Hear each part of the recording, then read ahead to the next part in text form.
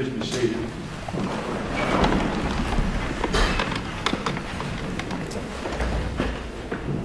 This is an action entitled State of Ohio Plaintiff versus Fredericka Wagner, case number 2018 CR 159. Comes on for an arraignment proceeding today. Today is the 15th of November 2018. The defendant is present in court today. She is with her attorney, James Owen. Right here. The state of Ohio is represented by prosecuting attorney Rob Junk. We have Angela Canepa, special prosecutor, also. And I'm not sure is I'm Stephen Shoemaker, Your Honor, Deputy Attorney General. I'm sorry. Appointed as a special prosecutor also. Ryan Schneider from D.C. The defendant in this case is charged in count 1 with obstructing justice, a 5th-degree felony, and in count 2 with perjury, a 3rd-degree felony. Mr. Owen, does the defendant wish me to read the indictment to advise her of her arraignment rights, of the pleas, the meaning of those pleas, and the possible penalties involved in the nature of the offenses, or will she waive all that? We would waive all that, Your Honor. Is the defendant prepared to enter a plea at this time to count Yeah. 1 of the indictment? Yes. What She enters a pleas? plea of not guilty to both counts in the indictment, Your Honor. Does the state wish to be heard on bail? Yes, Your Honor. Thank you. Your Honor, at this time, we would request that the court consider a bond amount in the range of $200,000 cash or surety bond. I will state the reasons that the state is requesting that. Specifically, Your Honor, I realize that these are lower level offenses, although there is a felony of the 3rd degree. However, I would ask the court to consider the backdrop in which these offenses occurred. Specifically, false statements, the allegations are that false statements were made to an investigative grand jury who was responsible for investigating the murders of 8 persons here in Pike County. So I would ask the court to consider that as the backdrop. Additionally, Your Honor, we know that the defendant, Ms. Wagner, does have access to sizable amounts of money. So what might be a large amount to one person is not so large to another. And I think that that is a fair thing for the court to consider, in that the considerations for bond are to secure their presence and to ensure public safety. And again, the amounts of money are different for different people. Additionally, Your Honor, we have information from a confidential, reliable resource source that there was a collection of individuals out of Ms. Wagner's home on at least one occasion, I should say, in which she was present along with her now capital crime defendant son, Billy Wagner, along with the other 3 co-defendants, all charged with capital crimes, were present. And the conversation surrounded if one or more of them got arrested, what the others were to do as far as taking revenge on those persons who were not arrested. There were individuals that were named, but they were to take revenge against anyone who went against them, including but not limited to Special Agent Scheider, Sheriff Reeder, and Attorney General Mike DeWine. There was also discussions of how they would try to make an escape. So again, this conversation occurred in Fredericka's home with Ms. Wagner present for those conversations. Certainly, I'm not necessarily suggesting that she would, become a hitman or anything of that nature, but the state does have concerns about her participation in those conversations and, potential coordinating of any of those sorts of efforts.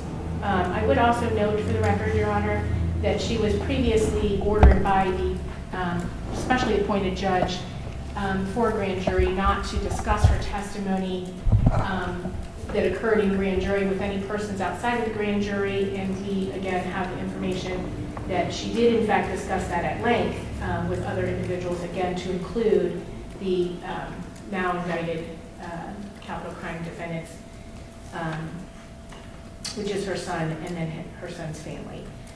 So, Your Honor, again, the state is requesting that range for all the reasons we have stated, keeping in mind the bond is not just to secure the presence of the defendant, but also to ensure the safety of the public. I would ask that the court put an order on bond that Ms. Wagner not have any contact directly or indirectly or cause anyone to have contact with anyone in the victim's family in this case. Thank you, Your Honor. Mr. Rhoden? Yes, Your Honor, as to bond, Fredericka, Your Honor, is 76 years old. She was born and raised in Ohio. She's lived in Pike County 43 years on the same farm. She's never been charged with any federal, state, or local crime, never even gotten a parking ticket, a speeding ticket, anything. Has lived about as close to the cross as anyone can. For nearly half a century, she's been a Sunday school teacher, taught every Sunday except for the brief period of time when her husband was terminally ill. She, the notion that she could be a risk flight or a threat to the community, in our view, is untenable. We've seen no evidence that she's participated in any of these conversations. With respect to an order that she not discuss her testimony outside of the grand jury, Your Honor, I know it was her belief that was a separation of witness type of testimony. It would be as though someone was testifying before the court, and there were other witnesses, and then once the proceeding was over, she was free to discuss it. So I know she certainly discussed her testimony with me. I don't know whether she discussed it with other people, but I can tell you that was her understanding. I don't know. She's presumed innocent, obviously, of these charges, is that she stands here now as more innocent than any of the people in the prosecution's table. And there's no evidence her whole life, that she's a risk of a flight or a danger to anybody. I know she passionately and fervently believes in the innocence of her son, her daughter-in-law, and her two grandsons. And she's a couple bird, and she's willing to express her opinions. And unfortunately, I didn't represent her at the grand jury, and I'm sure that when she testified there, she was free with her thoughts about what she thought occurred. And the question of whether that crossed the line to be perjury, the government certainly has a different view than we will, and that will ultimately be determined at a time and a place where a jury hears it.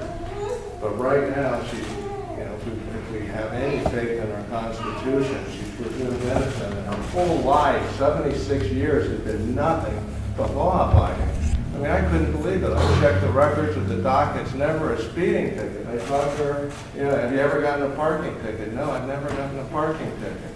Her whole life, and this as a taxpayer, and a landowner, and a business owner, has been nothing. And in terms of having considerable resources, that's all tied up in her farm. She doesn't have liquid money. She's been working hard to raise the horses and everything that she sells since her husband passed away.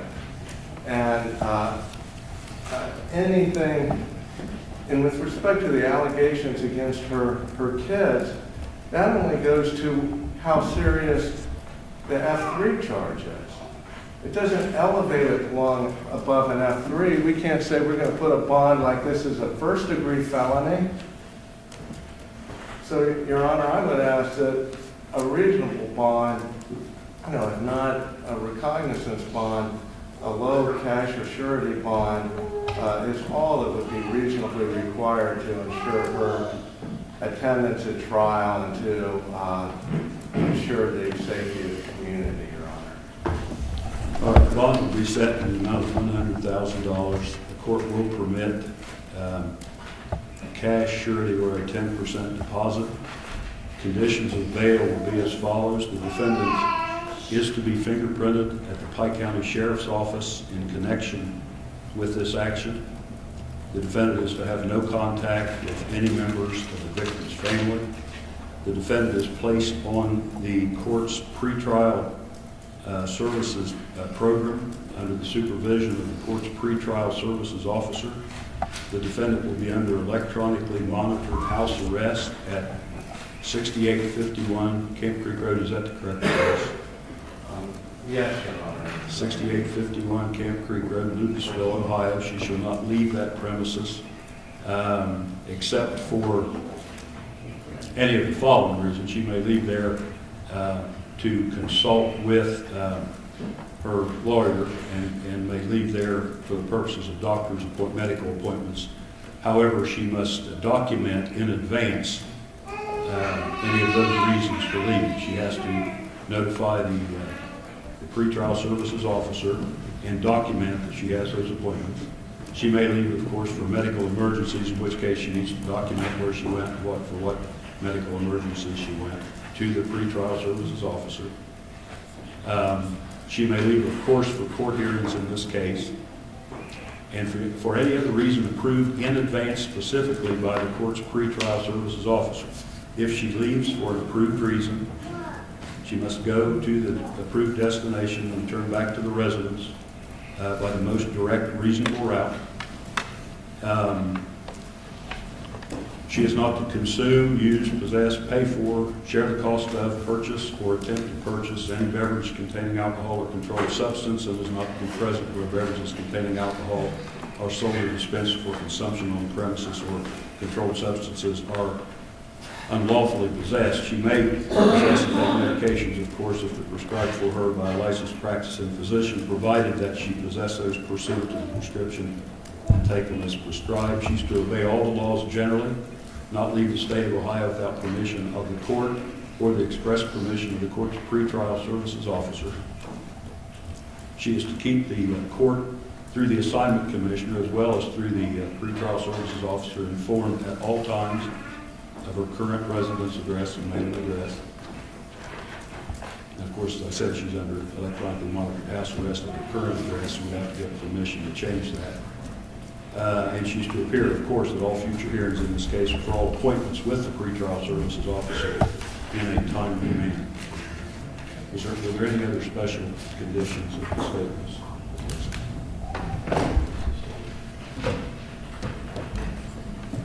No, Your Honor, thank you. Is there anything further from the defense? No, Your Honor. Thank you, Your Honor. We are adjourned.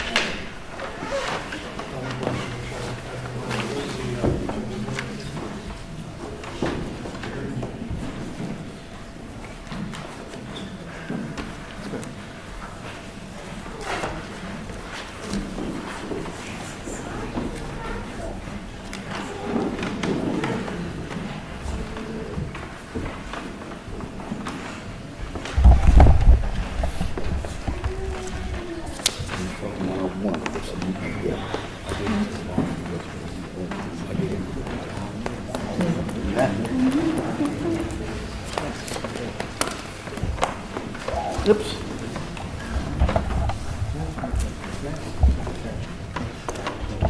Yep.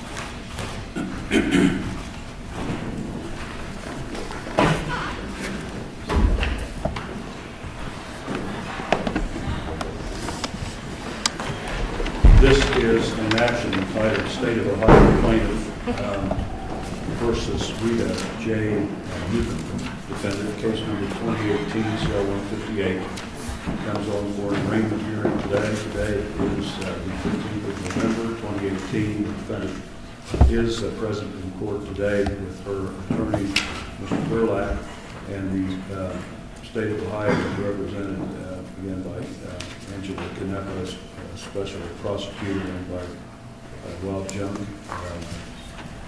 prosecuting attorney of Pike County, and by Mr. Stephen Shoemaker, Your I'm Honor. sorry, Mr. Shoemaker, who is also a special prosecutor. Mr. Gerlach, does the defendant had been served with a copy of the indictment, correct? Yes, She wished me to advise her of her arraignment rights, of the pleas, the meaning of those pleas, to explain the nature of the offense and the possible penalties involved, or she waived them? We will waive that with the enforcer of those conditions. And she's prepared to plea at this time? Yes, that's correct, Your Honor. What pleas does she She wish has to pleaded not guilty to each of the counts of the indictment, 5 counts. All right, thank you. Mr. Junk, does the state wish to be heard on bail? We do, Your Honor. The state of Ohio would recommend a $200,000 cash or surety bond in this case, and the defendant is accused of several offenses.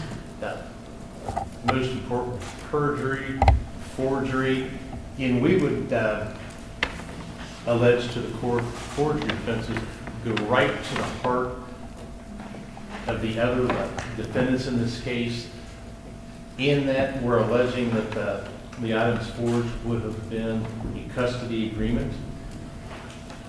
And that is the epicenter of this case. The perjury, we are alleging that this defendant lied under oath to the special grand jury and panel to investigate the 8 homicides here in Pike County. And by this very nature, just the nature of this crime, we're recommending $200,000 cash or surety.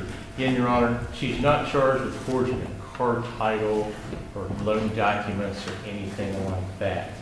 And the grand jury was impaneled to investigate the Rhoden Manley Gilly homicides, and we're alleging that she lied under it.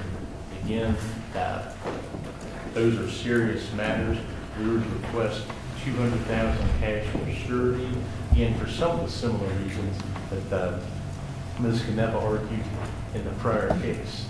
We'd also ask this to be placed in the court's pretrial services program if she would make bond at other standard terms and conditions, having no contact with the Rhoden Manley or Gilly families as a condition, and the other standard terms.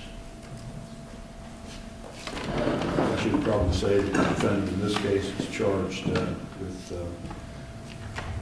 3 counts of forgery, count 1, 2, and 3. Count 4 is obstructing justice, and count 5 is perjury. Mr. Gerlach, you wish to be heard on bail? Yes, Your Honor. If it may please the court, Rita is a grandmother, about 65 years of age. Her source of income is Social Security disability of $700-some per month. She would have appeared here if summoned, but the prosecution chose warrant, which is their right. She would show up at any particular hearing. She's worked hard during her life. She's been a school teacher.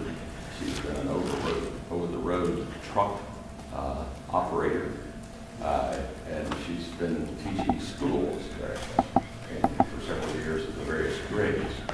There's no risk of flight in this particular matter.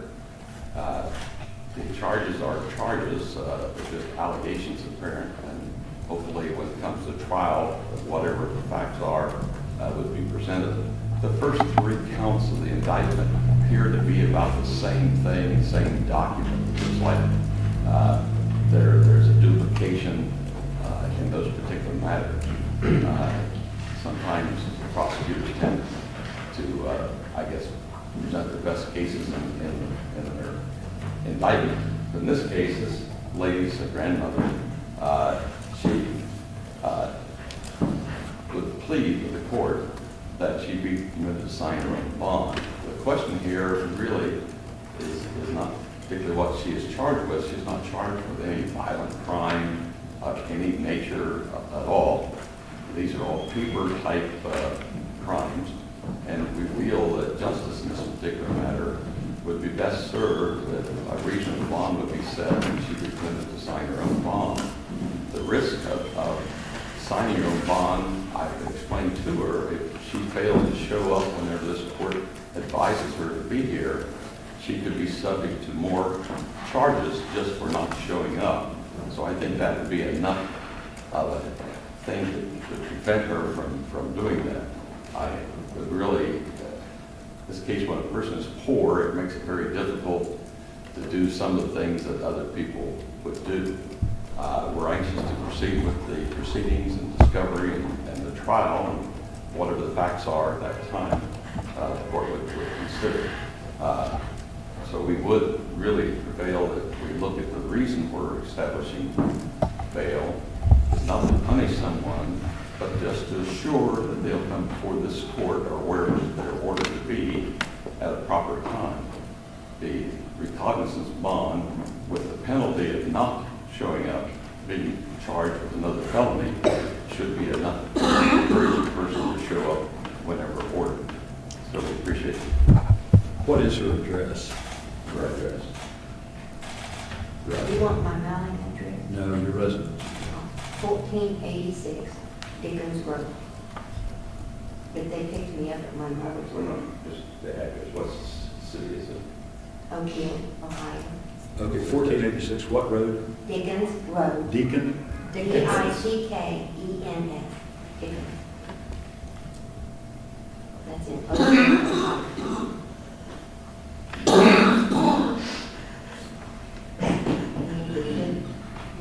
45656. I would ask the court to inquire. I'm not sure if now maybe it does, but I'm not, it's my understanding that does not have electricity. Do you have electricity there now? No. I have testing lamp. I'm not sure that's where she sleeps every night, I guess, is my concern. May I explain the situation to you? May I? My mother's 86 years old. The address I gave you is where I live.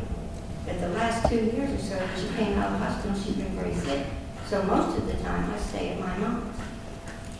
My intention is to place you under electronically monitored house arrest. You probably better do it at my mom's. So is that the address you gave me?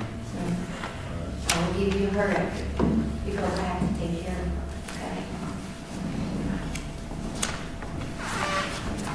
All right. That is 34 Havner, Havener Lane, South Webster, Ohio, 45682. Is there a phone number for that address? Yeah. Would you like the phone number, Your Honor? Well, she can give that to the recorder. 740-778-2481. All right. The court is going to set a monetary bond in this case, too.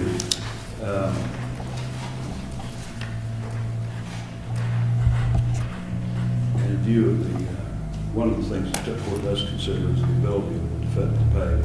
But the bond in this amount in this case will be $50,000. The court will permit cash, surety, or a 10% deposit. The defendants will be under electronically monitored house arrest at the address you just gave in South Webster, Ohio. The defendant may not leave that residence should they have an electronically monitoring device that should be under the supervision of the court pretrial services officer placed in pretrial services program. She may not leave that residence except for certain reasons, and we indicate, first of all, medical emergencies, of course, doctor's appointments and appointments with her lawyer that she must document in advance any any appointments that she has with the pretrial services officer and document as soon as possible medical emergencies with that officer, because her departure from that premises is reported immediately to the pretrial services officer. If it's in violation of this order, it's in violation of bond. She may leave for other reasons if approved by the pretrial services officer in advance. Of course, she may leave for court hearings in connection with this action. She has had no contact at all with any of the victims' families. She is to obey all the laws generally, not leave the state of Ohio without permission of the court or the court's pretrial services officer. She is to keep the court through the assignment commissioner and the pretrial services officer informed at all times of her current residence address and her current mailing address. Of course, she's to appear at all future hearings in a timely manner and for all appointments with the pretrial services officer in a timely manner. Follow all rules of our pretrial supervision. And with the exception of medications, which she may possess and take pursuant to any prescription written for her by a licensed practicing physician, with that exception only, she is not to consume, use, possess, pay for, share the cost of purchase, or attempt to purchase any beverage containing alcohol or controlled substance, and is not to be present where beverages containing alcohol are sold or dispensed for consumption on the premises, or controlled substances are unlawfully possessed. Is there anything further from the state? Nothing further from the state of Ohio. Mr. Gerlach, anything? No, Your Honor, thank you very much. The argument. Thank you. Thank you, Your Honor. Thank you.